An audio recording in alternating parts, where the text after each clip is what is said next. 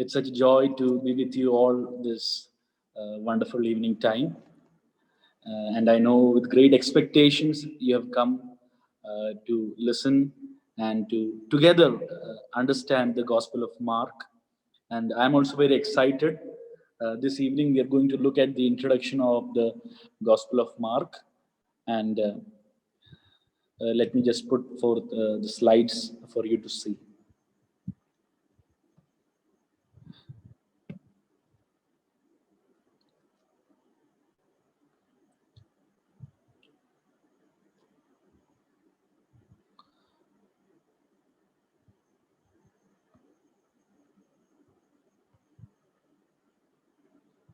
So we are going to look at the introduction to the Gospel of Mark.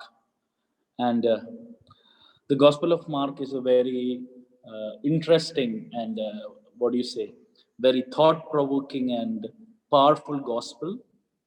And last few weeks we have been looking at various aspects uh, of the Gospels. First week we looked at what is the Gospel. Then second week we looked at the genres, the various uh, uh, the literary styles, and especially the genre of the Gospel. Last week we looked at the synoptic problem. We introduced the synoptic problem. So this week we are going to, what do you say, dive into the Gospel of Mark.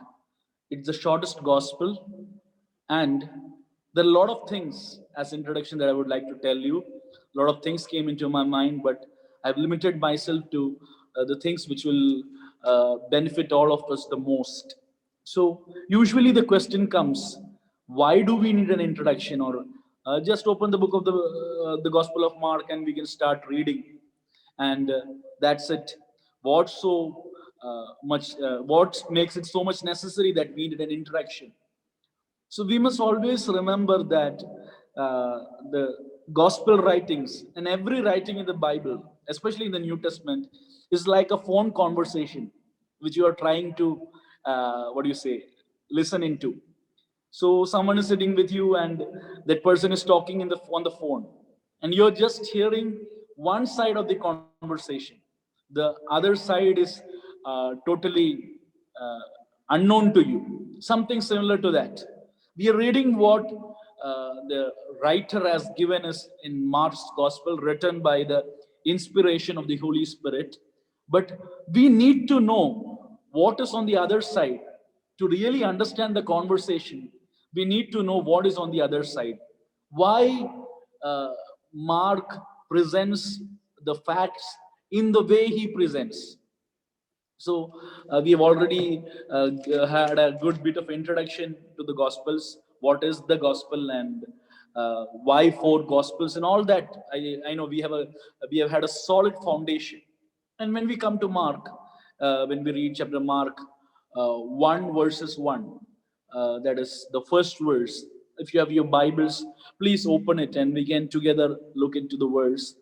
The beginning of the gospel of Jesus Christ, the Son of God.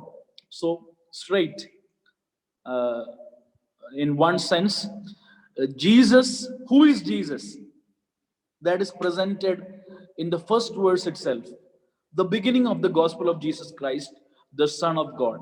I won't go much into the titles right now, but you can see that Mark is really putting it forth. Who is Jesus? Jesus is the Son of God. You got the answer in the first verse itself. Really? Did you get the answer? Yes. Or did you not get it? Because when we go through uh, the Gospel of Mark, there is an enigmatic question. Like in English, we say there is a who done it, similar to that. Who is this guy? Who is this fellow? Who is this man? That is a question which will haunt you throughout the gospel. Okay, the first verse you read it, Jesus is the Son of God. And okay, I understood. But throughout the gospel, as you read, if you sit down to read the Gospel of Mark, it will take 1.5 hours or something like that. You will see this question popping up again and again.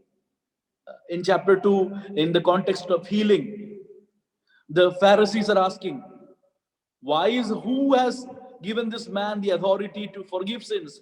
Only God can forgive. Who is this man? In 3:22, is he Beelzebub? Is he casting out demons with the power of demon? Or when we comes to 6:15, there is a question: is he Elijah? That's a major theme in Mark, because 9:13, you can note it down. In 9:13, people ask. It is said that the Elijah must come before the last days, before all things are come to a conclusion. So Israelites had an understanding that Elijah must come before the end times. So in Mark's gospel, you have a lot of references to Elijah, showing that the end is come. That is very clear in Mark 1:15. The time is fulfilled. The kingdom of God is at hand. So there are a lot of references to Elijah. I won't go there. So that's another question. Is he Elijah? Then in 6:16, you have the question of Herod the Great. He killed John the Baptist, and now he's questioning, has John the Baptist returned? See, and to top it off, when we come to Mark 41, can anyone read Mark 41 for me? Mark 4:41.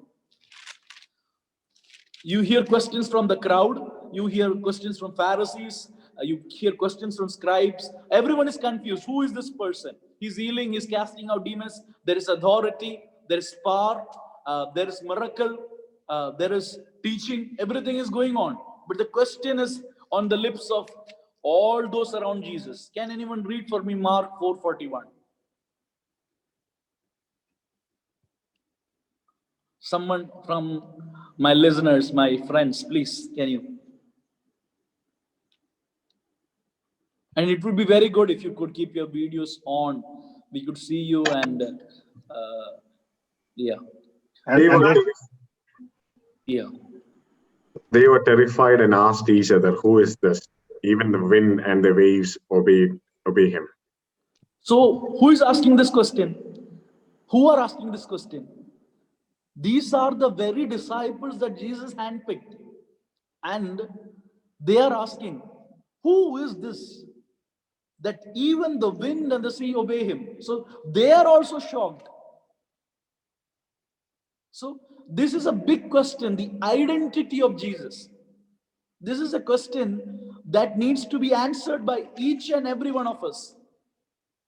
When we come to Mark 8, verses 29, Jesus himself puts this question to the disciples. He's taking the final exam, kind of a final exam. He's asking them, 8:29. And he continued by questioning them. But who do you say that I am? See, Jesus is just reversing it. Till chapter 8, everyone is asking, who is he? Who is he? Who is he? Now Jesus is asking them, who do you think I am? What do you say? Who do you say I am? And when we come to chapter 14, verse 61, before the Sanhedrin, they are asking the same question. Are you Messiah, the Son of the Blessed One? So this question is throughout the Gospel of Mark. But don't forget where we began. Mark plainly, bluntly said Jesus is the Son of God. Now he is asking the readers, come with me through the Gospel of Mark. Grapple with the question, struggle with the question. Try to find your answer for yourself. And the person who actually realized that Jesus, the Son of God, was not a disciple. You know who it was? It was not the Pharisees, the Sadducees who knew the Old Testament by heart. It was not the crowd who were mesmerized by the miracles. The person who gave the right answer, in a, in a lingo which you can understand, who passed this test. Everyone flunked this test. Even Peter, he answered it, but when Jesus tried to explain it, he went, out of control. He tried to rebuke Jesus. We may get to that if time permits. But you know, who passed the test? Who could answer it correctly? When we come to Mark 15:39, when the centurion who was standing right in front of him saw the way he breathed his last, he said, truly this man was the Son of God. A centurion, a Roman, a pagan guy who has nothing to do with Israel, who has no connection with the God of Israel. He saw the way in which Jesus died, the way Jesus gave up his ghost. Seeing that, he realized this is truly the Son of God. Now, the question remains, what does it mean, Son of God? Uh, I just give you some pointers. I believe you're taking down notes or something like that. So, actually, the word Son of God is not just in the sense of God the Father, God the Son. Yeah, it is there in the Bible. But when the gospel writers call Jesus the Son of God, or when people identify Jesus as the Son of God, it is referring back to the Old Testament expectation of a messianic king. In Psalms 110, the Lord said to my Lord, sit at my right hand until I make your enemies my footstool. So, uh, uh, God said to my Lord, that shows that the messianic king, the king of Israel, the person who will take control of the reign of the kingdom of Israel, who will rule and give liberty to Israel, is called the Son of God. He's a messianic king. So this pagan man is saying, yeah, truly he is the Son of God. He is the Son of the Blessed One, which no one else could understand. So this is the identity question. We'll come back to this very soon. Now, we must ask this question. When was this written? When was the Gospel of Mark written? When we come, there are a lot of evidences from external evidences. I won't go there. Actually, last class, Brother Christie had taken us through the church fathers and shown us that. But I've given some verses here. You can just check it. Mark 13, verse 2, we read that. Jesus speaking about the temple. And Jesus is saying, do you see these great buildings? Not one stone will be left upon another, which will not be torn down. Jesus is prophesying the destruction of the temple. And can anyone tell me, when did the destruction of the temple happen? You can unmute, it's just one click away. I want to make it a little bit more interactive, so I'm asking. 70, can anyone just say? 70 AD. 70 AD. Okay, yeah. So Jesus says, standing in 30 AD, somewhere around 30 AD, Jesus is saying, not one block will be left above another, one stone will be left above another. If Mark was writing after AD 70, he would have any day added it. Just as you know, this prophecy was fulfilled. If it was fulfilled, if the destruction of temple had happened, Mark would have surely mentioned it. So that makes it crystal clear that the destruction of the temple had not happened when this gospel was written. And when we come to chapter 11, verses 15 to 17, Jesus entering the temple and driving out the people who are selling the merchandise and all. And he came to Jerusalem and he entered the temple. So when the writer is explaining this, it is very clear that the readers know that there is a temple in Jerusalem. So that is something existent. So that is enough for me. I hope that is enough for you to conclude that it is somewhere before AD 70. Let me go forward quickly. Now the big question, who is Mark? That is a big question. So Mark, the personality or the identity of Mark. So it's the 2nd century church father Papias who actually identified John Mark as the writer of this gospel. So, and he identified that Mark wrote this gospel not as a direct eyewitness, but from a direct eyewitness, he got his material. We know about John Mark, Acts 12:12, Acts 17:25. I won't go there. He was the person who accompanied Paul and Barnabas in the first missionary journey. And it was, there were some events, like I would just tell you that in the first missionary journey itself, Mark deserted, left Paul and went. And when they started for the second missionary journey, Mark wanted to add, Barnabas wanted to add Mark back to the team. But Paul was very adamant. I don't want a person who deserted. But Barnabas, as you know, he is a person who is always in the ministry of bringing up people. He brought Paul to the forefront. And for this reason, he parted away from Paul. They had they didn't get angry, or they didn't had some kind of a hatred or bitterness or anything like that. They had a disagreement and they parted away. And when we read Colossians 4:10, we understand that Mark was the cousin of Barnabas. And we read in 2 Timothy and Colossians that Mark became useful for Paul again. And there is a particular incident in Mark. I mean, I told you from external about John Mark. But when we come to Mark 14 verses 51 and 52, there's a particular incident that is not mentioned anywhere else in the Gospels. You don't find it anywhere in Matthew, in Luke, in the Synoptic Gospels, in John, or anywhere else. That we see in 14 verses 51 and 52. A young man was following him, wearing nothing but a linen sheet over his naked body. And they seized him, but he pulled free of the linen sheet and escaped. So, a enigmatic, unknown young man. Who is this young man? Some say it is Mark. Mark is, what do you say?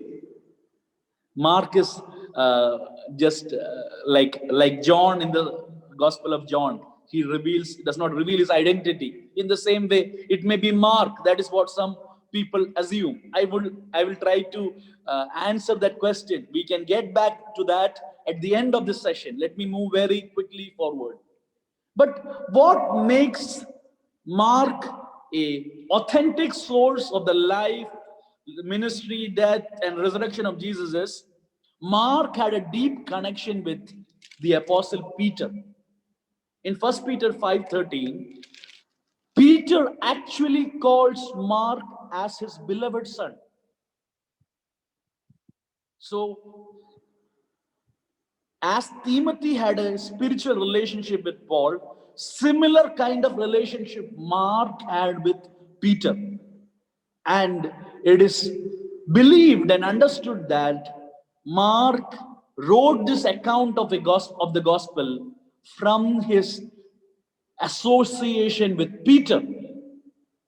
And I would like to just show you that Peter is a big character in this gospel. He is all over the place. From chapter 1, we can see that in the chapter 1 verses 16 onwards, there is the call narrative. Jesus is calling his disciples. And the first person who receives the call of Jesus, who is that? Guess who? It's Peter. And chapter 1 itself, 1:30, Peter's mother-in-law is sick and Jesus heals her. And the whole city is gathered at the door of Peter's house to listen to Jesus. So Peter is a big character in this gospel from start to end. And just look at the ending. I'm not making this up. Mark 16 verses 7. Go tell his disciples and Peter. See, Peter is just in the Zoom language, he's on spotlight. Why? Not most probably, it is true to say that Peter is the eyewitness who narrated this entire life of Jesus, the story of Jesus, as an eyewitness to Mark. And what really challenges me and what should challenge you this evening about Peter is, Peter, while this gospel is being written, is not just that old fisherman who followed Jesus. He is a pillar of the church. He is the leader of the church. And Peter is a man with a lot of honor and position in the Christian community.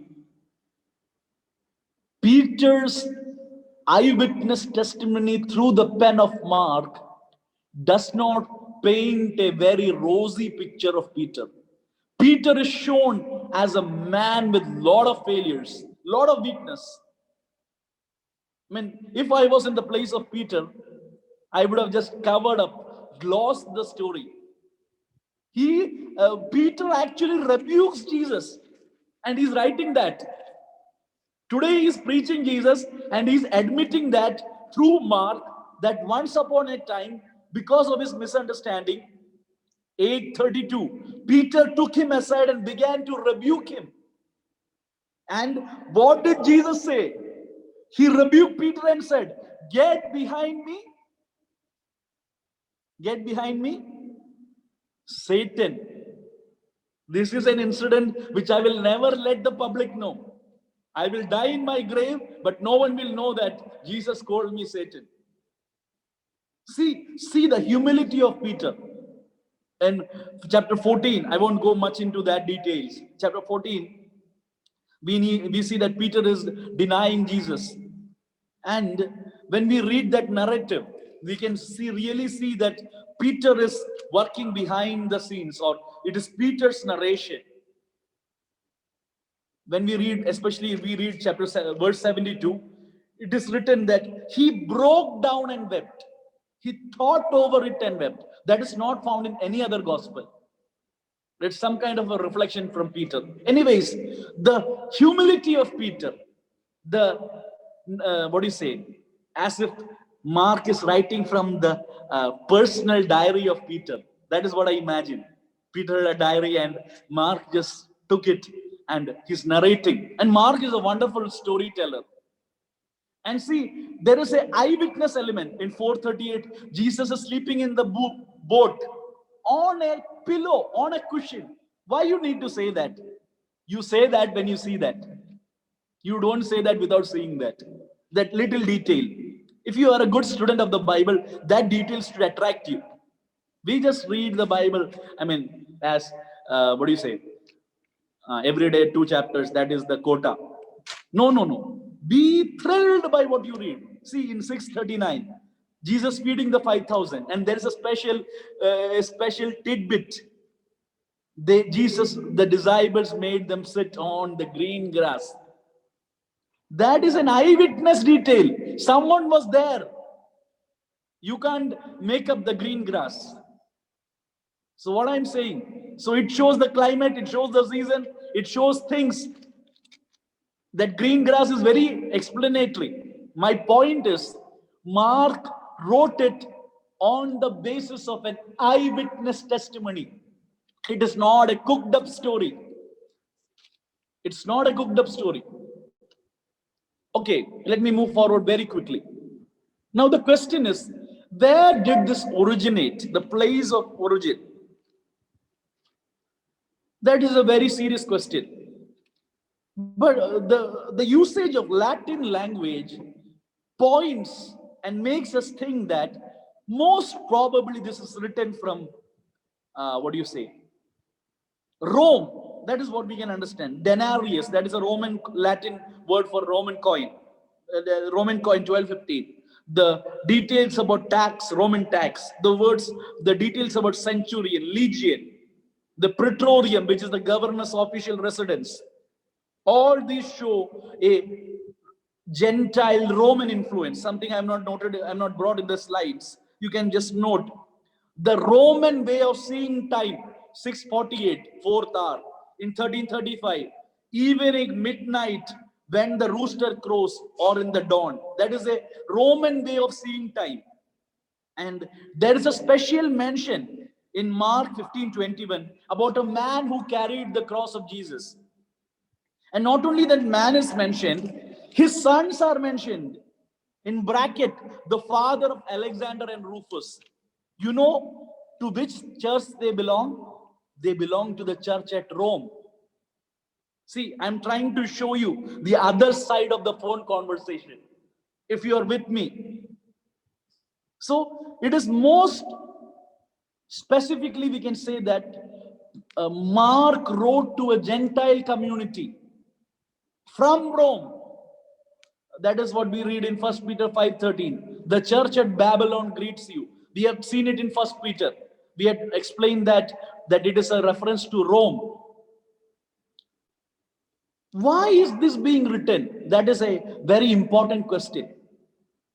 In Mark's gospel, we have an emphasis on suffering. And the Roman church was undergoing persecution, especially in the 6th decade of the first century, in the 60s. Claudius made the Jews to go out of Rome. We can read that in Acts 18:1 and 2. And when Jews were cast out, even the Christians who were considered to be a sect of Judaism, they were also removed from Rome. There was very big persecution going on. The Gentile Christians were suffering. In such a context, Mark is showing that following Jesus means a path of suffering. It's not a bed of roses. I've given a few references. You can refer that. 8:34 to 38, 9:49, 39 to 13. The audience is not Jewish because Mark is explaining Jewish customs to his audience. Like example, you can note Mark 7:3 to 4, a bracket, a parenthesis. There you see that Mark is explaining how the Jewish people had dietary laws. They washed their hands. They had particular way of cleansing the utensils. That need not be explained to a Jew. Aramic expressions. Boanerges in 3:17 for the sons of Zebedee. Talitha Kumi in 5:14. Korban in 7:11. Then there is the word Ephadah in 7:34. So these are all Aramic expressions for an audience which is outside of Palestine. And this audience is going through suffering. And through the Gospel of Mark, Mark is telling his audience, the time has come, the kingdom of God is at hand. Be prepared, be watchful. The time is coming to a conclusion. Your persecution is not the end of the story. The kingdom of God is going to come in power. And the identity of Jesus, that is, we are going to look into that very soon. The identity of Jesus, who Jesus is. That is an important question, because when you understand the identity of Jesus, you have the will and you have the, you have the resource to face persecution. When you know who Jesus is, persecution is, more understood, not as a curse, not as a deviation from the Christian life, but as a part of the Christian life. Let me move forward. Today, here I would like to give you an outline of the gospel. This outline is very important. This study, we are going to follow this outline. There is a prologue, an introduction. Chapter 1, verses 1 to 15. We have a prologue where the kingdom is introduced, where Jesus is introduced. That we are going to study next week. Pastor Blesson is going to take that prologue. That is a very interesting prologue. It has connections to Isaiah. It has connections to even the Old Testament prophets like Elijah. It is an introduction to Jesus, the kingdom, the coming kingdom. So that is the prologue. That is the introduction to the book. And the rest of the book can be divided into 4 parts. 1:16 to 3:6. That is the first segment. The kingdom goes public. There are disciples, there is crowd, there is opposition. Jesus is healing. Jesus is, the popularity is, Jesus is booming. When we read chapter 1, verses 45, he could not proclaim freely. The news about him spread to such an extent, Jesus could not publicly enter into a city. He stayed in unpopulated areas. And they were coming to him from everywhere. He was so popular. In our modern language, he was trending, like trending on Twitter. He's trending in Palestine.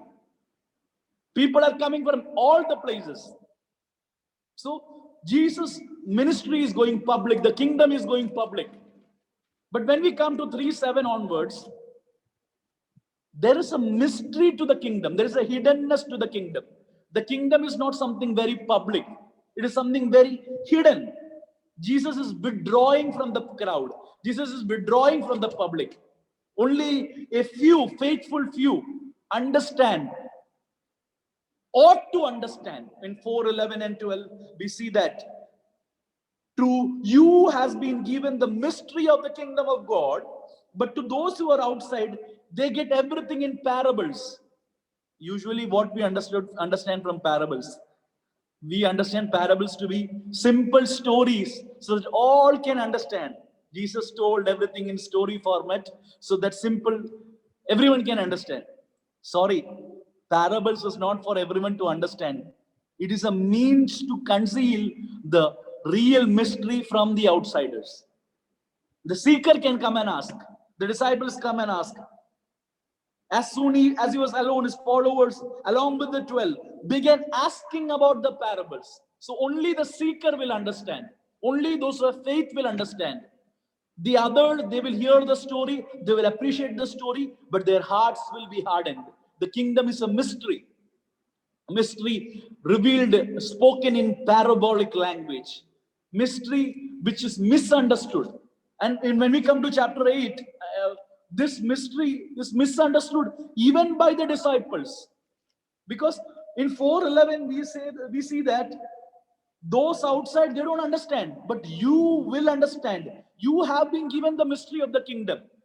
But when we come to 8, chapter 8, what we read, 8 verses 18, having eyes you do not see, having ears not hear, do you not remember, do you have a hardened heart? The disciples who were expected to understand, they also end up misunderstanding. The outsiders, they don't understand. The Pharisees, they have a hardened heart. But Jesus chose the disciples so they could understand. But as the story progresses, the potential which Jesus saw in the disciples seems to be misplaced. They also misunderstand. They also fail to comprehend the kingdom. They also fail to understand the king. When we come to 8:22 to 10:45, the mystery is unveiled. Here the mystery is revealed. What is the kingdom? What is the way of Jesus? Here we see about the cross and the way of discipleship. We can look into that as time permits. In 10:46 to 15:47, finally the king comes to Jerusalem to die. The final weeks of Jesus. Actually, Bible scholars try to understand Mark as having a long introduction, and the main story begins at chapter 10. What is the long introduction? The entire ministry of Jesus is like a long introduction. Mark is just pushing us to the main story. How can I tell that? Because there is a word that is repeated in Mark at least 41 times. You know what is that word? Immediately. You can see that word all over the place. If you come to chapter 1, chapter 1:10, immediately coming out. Chapter 1:12, immediately the Spirit impelled. 1:18, immediately they left their nets. 1:20, immediately he called them.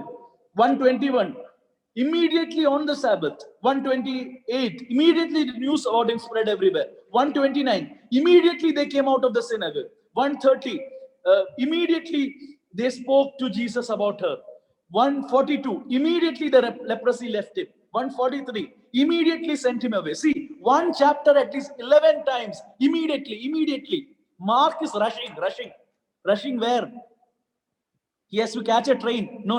He's not rushing to catch a train. He's rushing us to take to the heart of the story of Jesus. Jesus' story is not just about the miracles.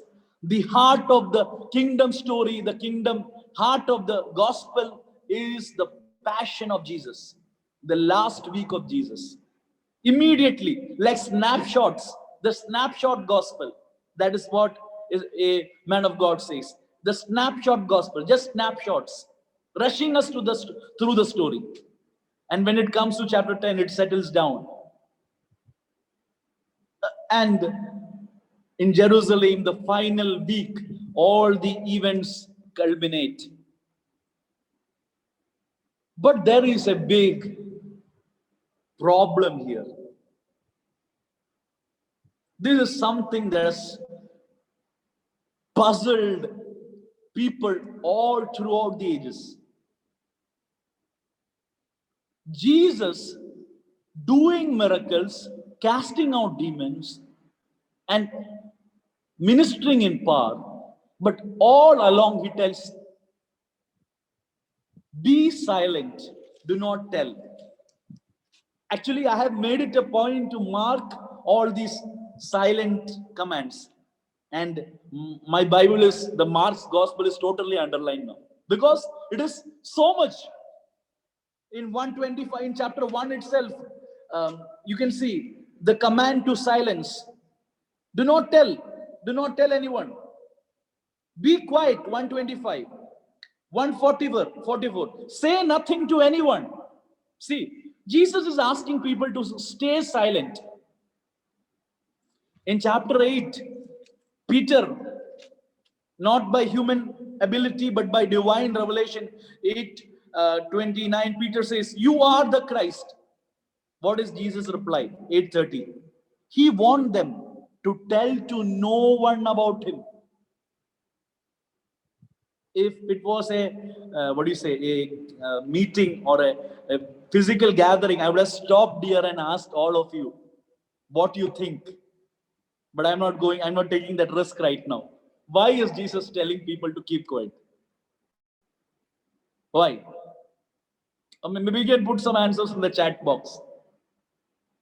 Jesus does not want to get popular or something else. What is that? Why is Jesus telling again and again? See that image. I got this today. It is very, it really conveys the whole messianic secret. Why? Be silent. Do not tell. But in the end, chapter 16, he says, go and tell. And that is a very funny, there is humor in the Bible if you don't know. Some people think Bible is for all those straight-faced people who don't like to have any humor in life. See, in 16 chapter, I find it very humorous because in 16 chapter 7, first time Jesus is saying, go and tell. And what happens? Verse 8, they went out and fled from the tomb, trembling and astonishment had gripped them, and they said nothing to anyone. So whenever Jesus tells people, do not tell, they keep on telling. That is a big problem. You can see that everywhere. Chapter 7, verses 36. He gave them orders not to tell anyone, but the more he ordered them, the more widely they proclaimed. The ulta effect. So there are a lot of replies coming in the chat, and I don't. Okay, so it was not supposed to be revealed to the Jews, and he did not want to reveal that he was a Messiah. It is a human psychology that if you ask people to keep quiet, they will keep telling. Yeah, that's true. I agree. He wanted people. Okay, I'm happy to see your response. You're part. You're with me. You're coming with me. I'm so happy. Yeah, it was his time to be revealed as Messiah. And his earlier news of being revealed as Messiah would stop that. Okay, all that is part of the answer. I would say that all your answers are a part of the solution. Jesus knows that his kingdom is yet to come, and he did not want to reveal it before the right time. Okay. So you're very close to the answer. I will put it as a question mark, and I will move forward to the next slide. Mark 10:45. I know I have told a lot of verses. I would just suggest, I know your time is very less, and I know you are carving out the time for this study and you are coming, I believe that. But somewhere I know I have been too fast. If, when it gets uploaded on YouTube or something, make it a point to listen once more to get a better clarity. I've given a lot of references, and I know I've been a little quick because I'm afraid I won't be able to cover. So a lot of things I have kept it for, I will for later, and you know, all this later will pile up. So okay, uh, yeah. In 1045, I believe this is the key that unlocks Mark. The key that unlocks Mark, because 1045 says, the Son of Man did not come to be served, but to serve and to give his life as a ransom to many. It's as if the mission statement of Jesus. I'm getting more responses in the chat. I would love to look into that, but because of time, I won't go there. And I believe that all of you, most of the answers are in one line, and it is very closer to what I'm about to tell. Okay, this is the key that unlocks Mark. To understand 1045, yeah, it is little fast. I will go slower. Yeah, sorry.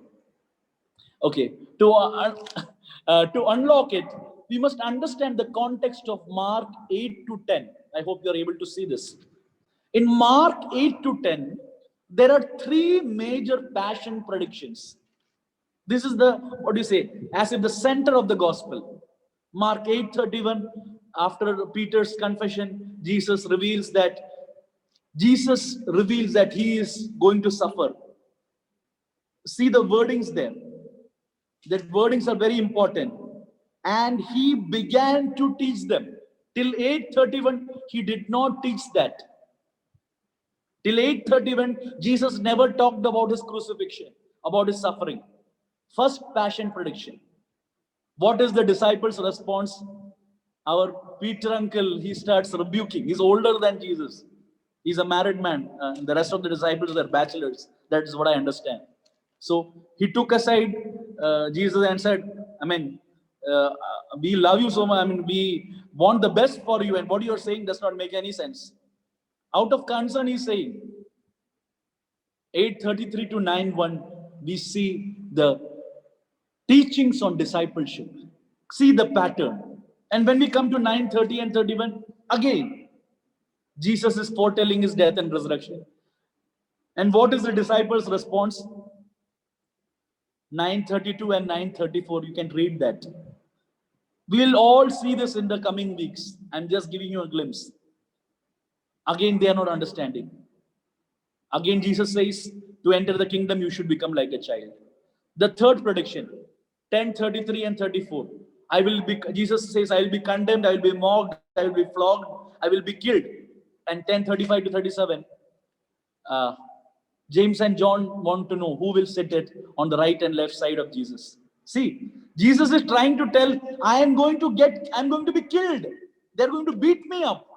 And these people are asking, who is getting to sit the next chair? Who will get the chair? I think that is the same problem in Christendom today. Jesus is telling big things. Jesus is trying to show us the cross. And we don't want the cross, we want the chair. So that is a big problem. I won't go there because that will be really upsetting to many, because that's a sad reality. In 10:38 to 45, Jesus teaches that you must become a servant. You must become a servant to all to be first in the kingdom. So who is number one in the kingdom? I won't go there right now. In that context, Jesus declares his mission statement. I did not come to be served, but to serve. I am a servant. I came not to receive your service. Jesus did not have black cats. Jesus did not have someone to carry his bag. He did not came to get service. He did not have sidekicks like today's popular preachers have. He did not come to get all the service in the world. He came to serve. He came as the servant of Isaiah's servant songs. He did not come to rule and conquer and dominate and overthrow the Romans. He came to serve. He came with a towel. He is the servant par excellence. He came to give himself as a ransom to buy people from the slavery of sin and death. And he's calling his disciples to come to the path of servanthood. See, this is what we find in the Gospel of Mark. This is what is the core of Mark. Christian life and Christ coming on earth is not a king on the chariot coming, riding, knight in shining armor. No, he is a servant. He's come to serve. He's come to give up his life. He's come to live for others and die for others. This is the mission statement of Jesus. This is the discipleship to which Jesus is calling. Here I would like to stop sharing. Don't forget the young man who fled naked. We can get to that very soon.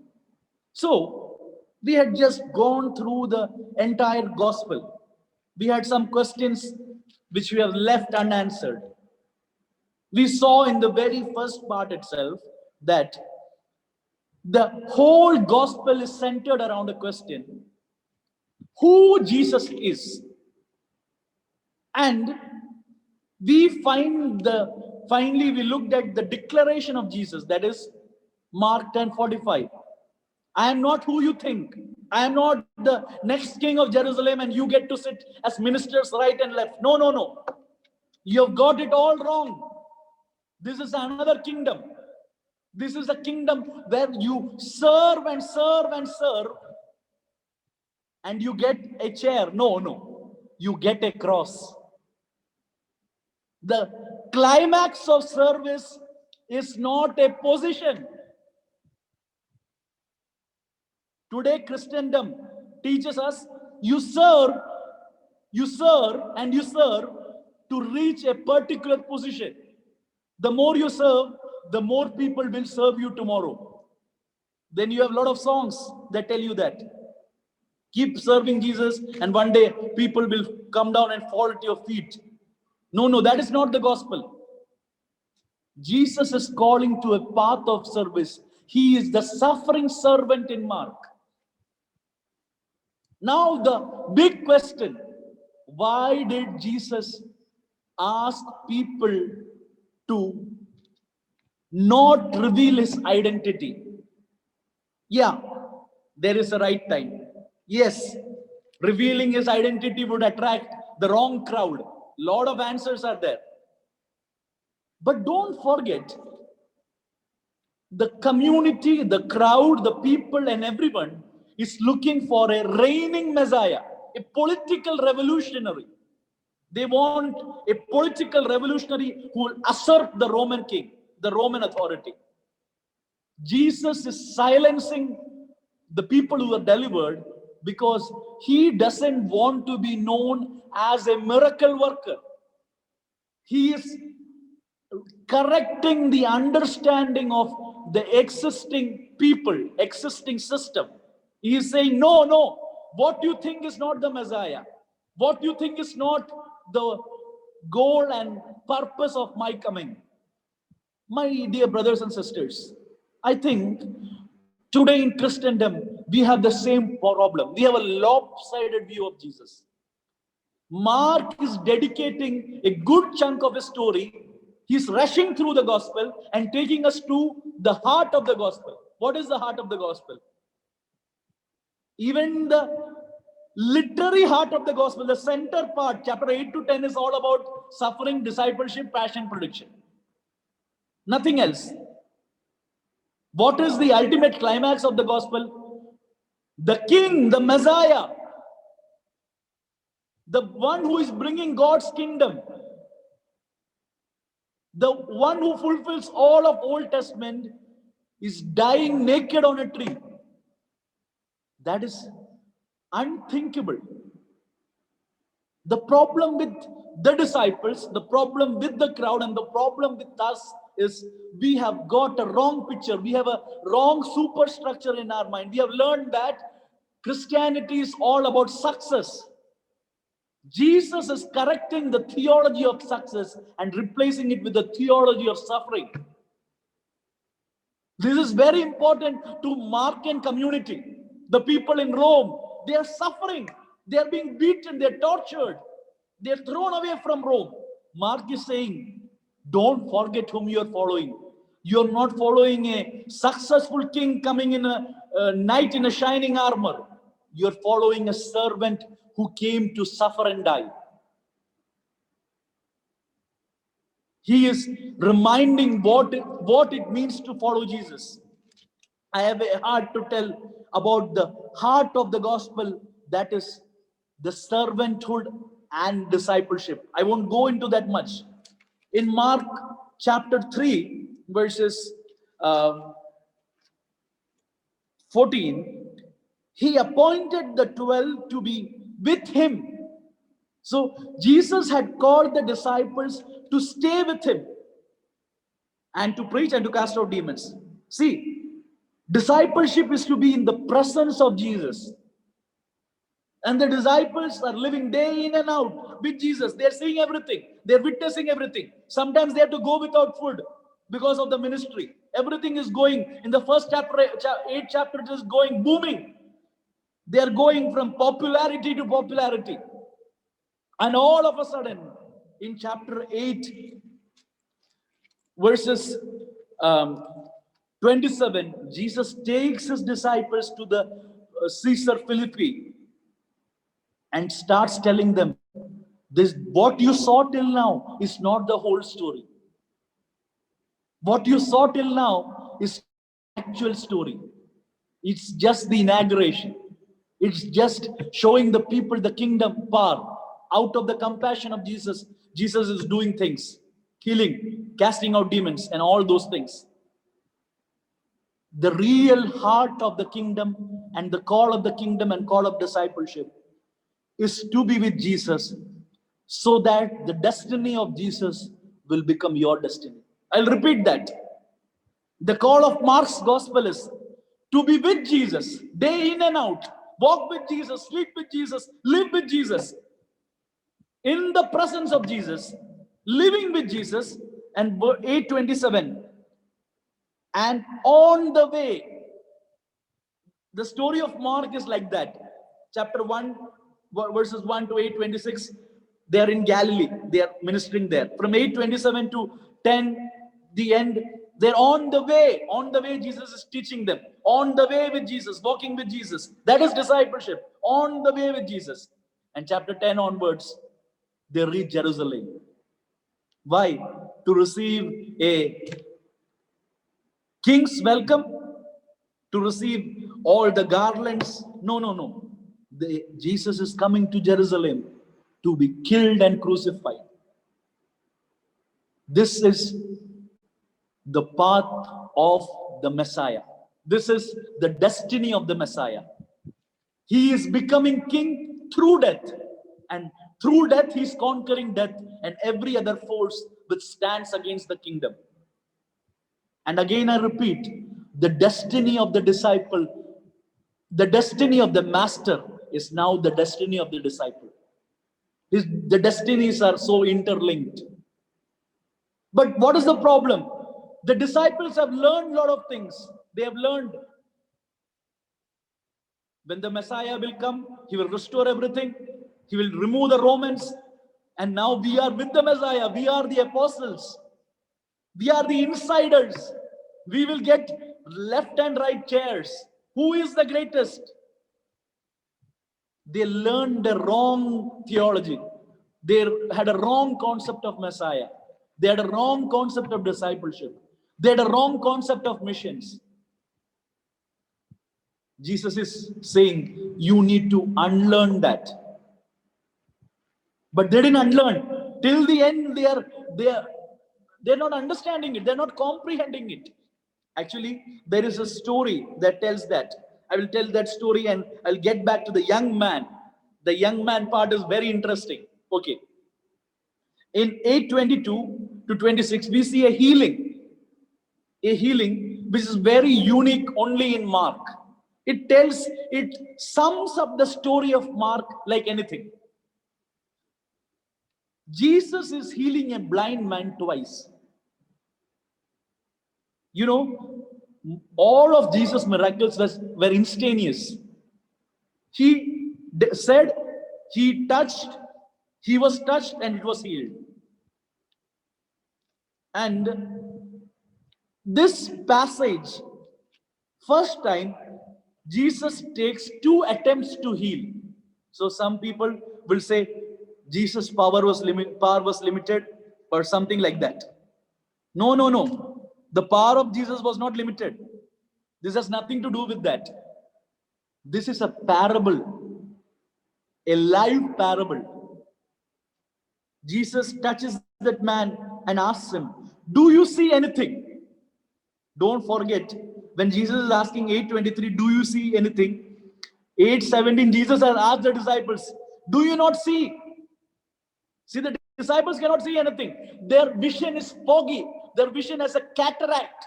They're seeing Jesus with the tinted lens, a lens of success, a lens of Jewish expectation of a Messiah. They're not able to see Jesus. Jesus is asking, do you see anything? The blind man is saying, I see trees as men as trees. Very foggy. Then Jesus touched again. What happened? Then again he laid his hands on the eyes and he looked intently and his eyesight was restored and he began to see everything clearly. Like the disciples of Jesus, those who are listening to me, at some point in your life, you started following Jesus. But we have a lot of garbage. Let me put it like that.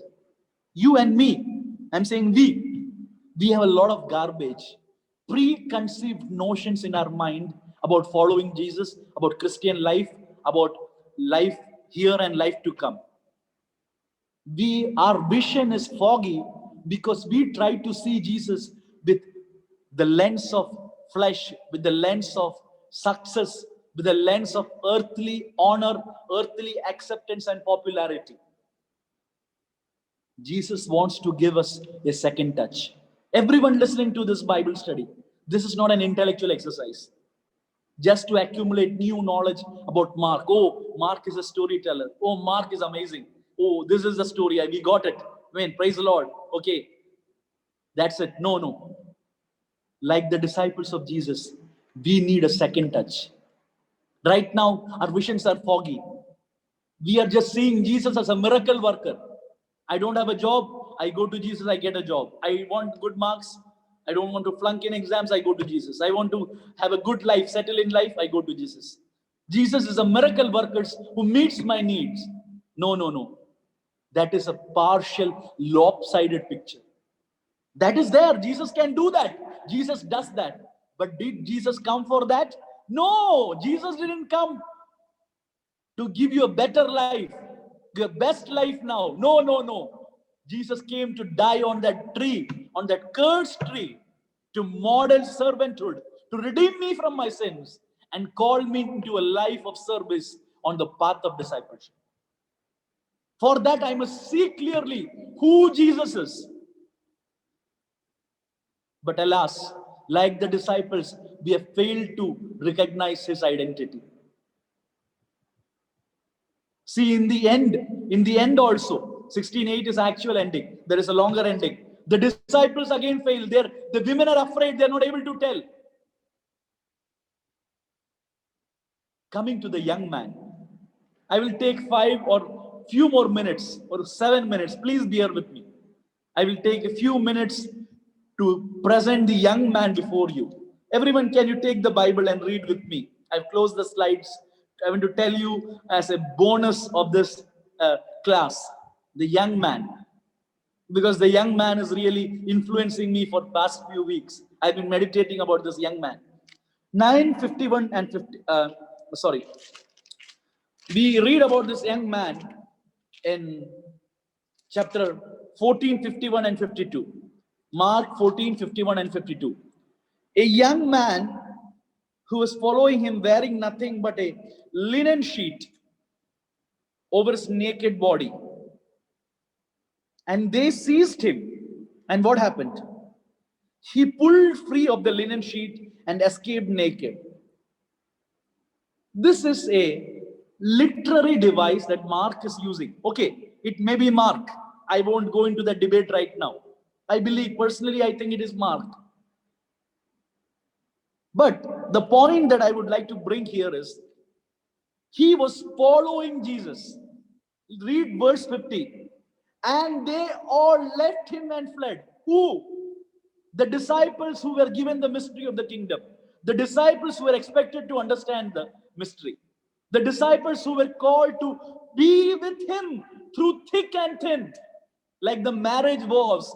They were committed to be with Jesus no matter what happens. Even Peter said, I will die. I'm ready to die with you. But what happened? At the critical point, they left him. Everyone left and fled. But this young man, he kept following. But sad to say, he also left. Oh, why did he leave? Maybe fear, maybe because they tried to catch him. He pulled free of the linen sheet and escaped naked. See, escaping naked, can you imagine? It's a nightmare. You end up naked in public. That is so shameful. That is the shame of abandoning Jesus. This is a literary device. Mark is trying to show us the shame of the disciples. That shame is projected in a person here. It's maybe Mark. This is a literary device. Mark is trying to show something. This is an observation I'm trying to show. I'm not saying that Mark meant something, and what I understood that I'm trying to tell you. So escaping naked shows humiliation, shame, the shame of abandoning Jesus. Those listening to me, you may also be undergoing similar shame. You may have also committed to follow Jesus, but in your workplace, before your friends, in critical times, when the temptation was too hard, you may also have fled naked. You may also have taken the shameful path of abandoning the call of Jesus. But let me show you some few words. Look, the young man is an important word. Is there any other young man in this gospel? Come with me, come with me. Mark 16 verses 5. Entering the tomb, they saw a young man. See, Mark is using the play of words. Who is this young man? Actually, in other gospels, he is an angel that told, he is not here, he is risen. We know the message of resurrection. The most important and most amazing message in the world is that Jesus is risen. And that angel is portrayed here as a young man. And this young man is wearing a white robe. A young man leaving his linen robe and fleeing. Here a young man in a white robe. Mark is trying to show us something. Come with me. I'm trying to show some connections. Maybe if you're not convinced, it's okay. This is something that I came across in my reading and study. And this white robe is also not unique to this particular verse. You can see the white robe in chapter 9.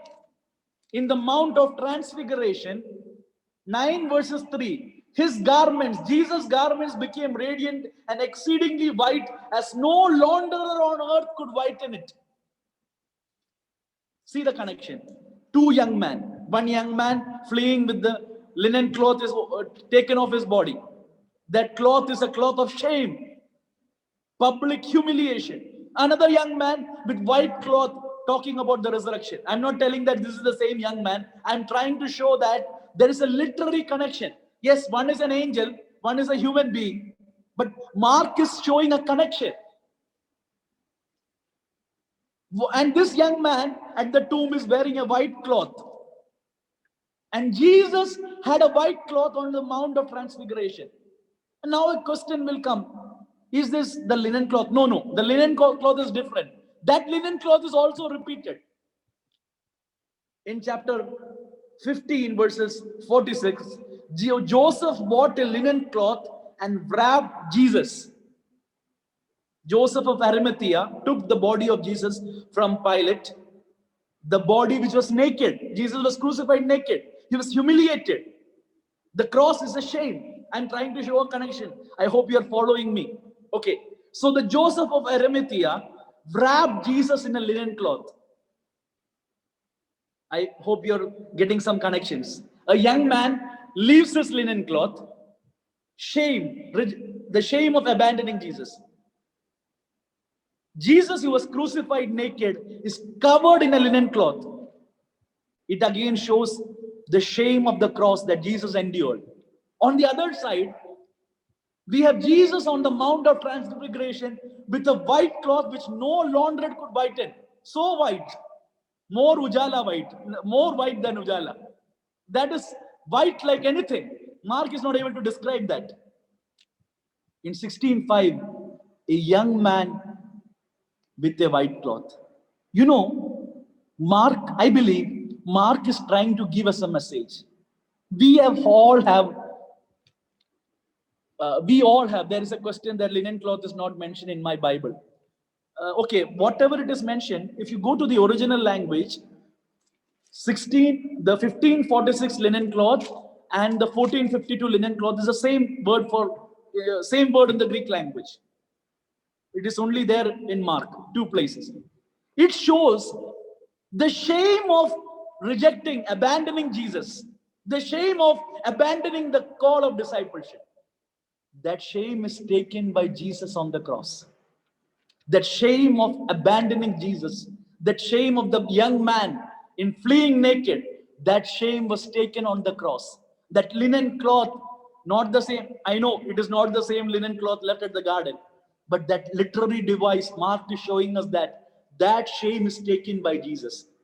And his white cloth of purity, his white cloth of holiness, his white cloth of righteousness at the Mount of Transfiguration, that white cloth is given to the people who have failed in discipleship. The young man with the white cloth at the tomb shows this great exchange. My cloth of shame Jesus took. His cloth of righteousness he gave to me. That is what happens in 16:7.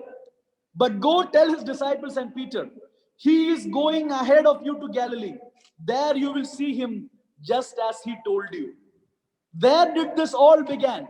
Where did the story of Mark begin? It began at Galilee. It began at Galilee.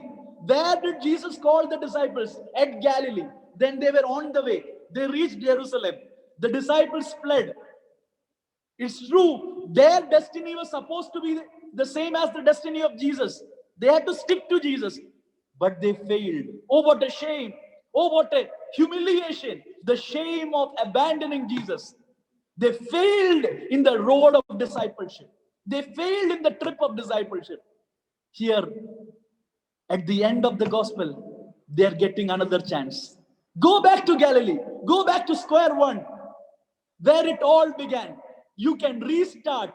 There is a restart button. The trip of discipleship can be restarted. You don't need to give up. You may have failed. You may have, like the young man fleeing with the linen cloth, without the cloth. You may have abandoned Jesus at some point in life. You may have felt this discipleship is too costly. It is too demanding. Jesus gives us another chance. He is going before you to Galilee, where it all began, to restart the journey of discipleship, the journey to the cross, the journey of actually following the real Jesus of the gospel, not the phony Jesus of the TV preachers, not the phony Jesus who wants to give you all the goods in this world. Let me conclude my words here. The Gospel of Mark reveals the identity of Jesus as the servant Messiah. And it calls every one of us to follow this Jesus on the path of service. It doesn't promise you that you will get what you lust after. You will get this position.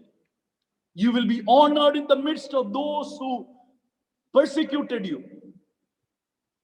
God will honor those who honor you.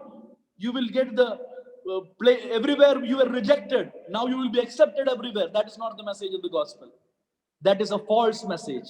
The message of the gospel is your destiny is connected to the destiny of Jesus. What is his destiny is our destiny. It is the cross. And it is the life through the cross. And anywhere we have left this journey, there is an option to restart. Anywhere we have been ashamed to stand for Jesus, like the naked young man fleeing, the runaway young man, have we fled? Have we fled from the call of discipleship? Naked, ashamed of Jesus. Don't worry. He has taken your shame on the cross. He has taken your linen cloth of shame, and he has given you his garment of righteousness, the pure white garment. He's calling you to square one, to the place where you started, to restart the journey of discipleship. With these words, may God bless you.